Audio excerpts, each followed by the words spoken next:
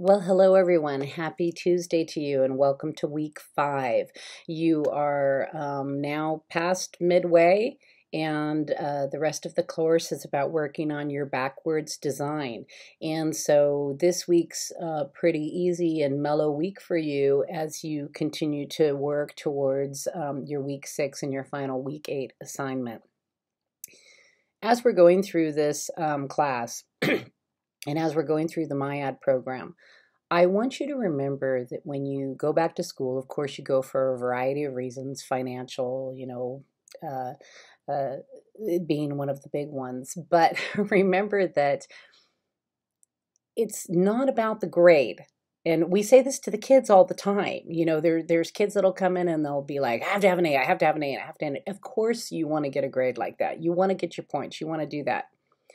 But it's more important to focus on the process.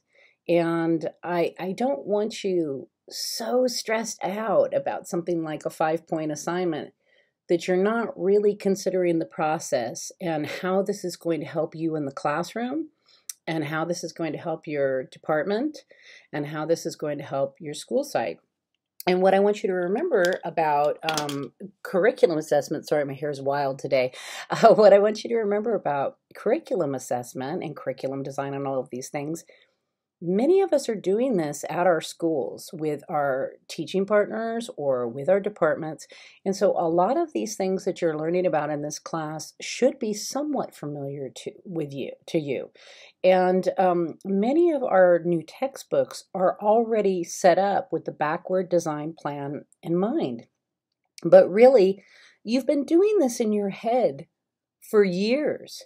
It's just we're actively showing the students now. Okay, so we're putting our brains out there for them to be able to see. Before, we just spoon-fed them information. Here you go, here you go, you go. We know you need this, have it. All right. And then we had standards and we had goals and objectives and all of these things. And those are all wonderful. Those are all part of curriculum design. But now we've moved to the place where we want the students to know up front, I am teaching you this for this reason. Okay, this is what I'm hoping you're going to walk away with from this, and that I'm going to be able to assess, that I'm going to be able to see, and that you're going to be able to hold on to this. Okay. And it's also for us as educators, a lot of times, we have certain topics that we love or that we want to teach or whatever, and that's fine. There's nothing wrong with teaching something that you're passionate about to add to your curriculum. However, when you do so, you need to have the desired results of what you are trying to accomplish in this unit, in this lesson, before you begin. And it could be all different things. It could be specific standards related to something in the district. It could be mastery of public speaking. It could be emotional intelligence. It could be critical analytical thinking that you just want them to be able to start making multiple connections. It could be a numerous amount of things, a myriad of things, okay, that you might want them to learn. But the key is that you have the desired results up front. Now, for those of you that are not familiar with backwards design, when you read the article this week, it's going to show you before and afters, and it's going to give you a template. It's going to help you understand what I'm specifically looking for. Because a couple of people had questions about that. So I think this article is going to alleviate, those questions. And if not, then you contact me. And if you want me to look at work advanced from the deadline, like before Saturday night at 10 p.m. or Sunday at 11:58 p.m., I'm happy to look at it ahead of time. But I think this is all, you're already doing great teaching. This is just making you aware of where you want the students to go and telling the students, this is where I want you to go, so that they know too. And what's cool about it is that even with your lessons that you've had in the past where you don't do backward designs, it's going to help streamline that as well, so that you can see, does this lesson still work in this particular period of time in my class, in my curriculum, to create the desired results that I am looking for my students. And you may see that you need to move things around in curriculum, or you may see that you need to revamp some lesson that you really love to meet what you want to meet. Okay? And your districts have a lot to say about that. And so it's a good idea to look and see, you know, exactly what you need to do.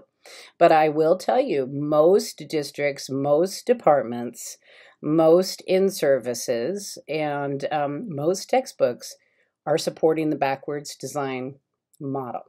Okay? So you have a light week this week, and I just want to pull this up really quick for you.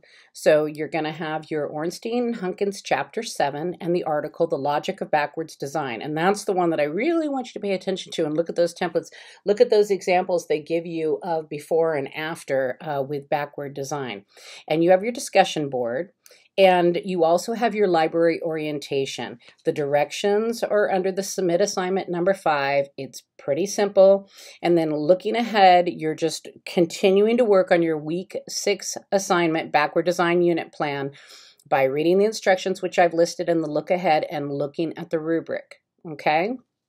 Now I am going on a work-related trip Thursday at noon. And I will be back Monday at noon. So I will be leaving September 20th at noon. I will be back September 24th at noon. You will be able to contact me through email and possibly text, but definitely not phone call, because I'm going to be in a conference. So I will not be able to answer. And in the evenings, we're doing this really cool spiritual retreat thing. And no, I'm not saying that like, yeah, we're going to party. No, seriously, like going up by Santa Cruz to like the forest to a workshop up there. I'm really, really looking forward to it. So I will be available. I will be available by email and, like I said, by text, but it would probably be best to contact me between regular office hours, like, 8 to 4, and I can help you as needed. And if you want to send something for me to look at, I'm happy to do it. That's my job. That's why I'm here. So I want you to have a wonderful week. You're all doing great, and I loved your essential questions, and everything's going fine right now. So relax into it. Know that you are already almost done with this course and getting ready to move on, and that you've done a great job. Okay? I will talk to you soon. Bye-bye.